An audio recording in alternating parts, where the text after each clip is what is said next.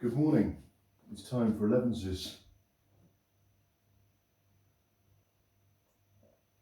Easter Day has happened. Jesus is risen. Alleluia. Christ is risen. But what happens next?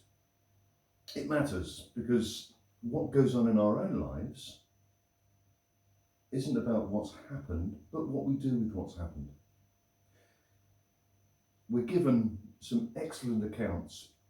Matthew's Gospel, Luke's Gospel, John's Gospel, the extended end of Mark's Gospel as well, and then of course into the book of Acts. But what happens immediately?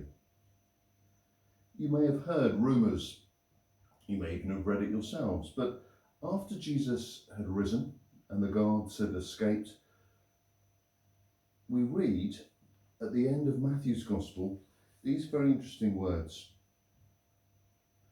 While the women were going, some of the guard went into the city and told the chief priests everything that had happened.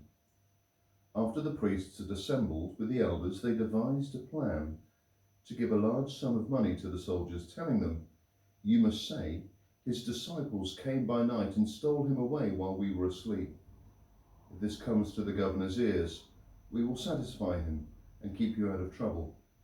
So they took the money and did as they were directed. And this story is still told among the Jews to this day.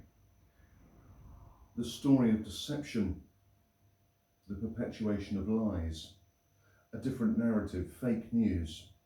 It's all there in the Bible. And that reminder often gets thrown at Christians, isn't it? Jesus didn't really die. Well, he did die, but then he didn't rise again. His body was stolen away. I mean, who would want to steal a gross, mangled body that had been crucified? And then who would be prepared to give their lives for that? I know I wouldn't, and I'm sure the disciples wouldn't either. But that's part of the rest of the story. How the broken men who ran away, who denied Jesus, became brave enough and bold enough to stand up and say, Jesus is alive and his Spirit is with us. So what happens next? That's up to you and me. God bless you today. Bye-bye.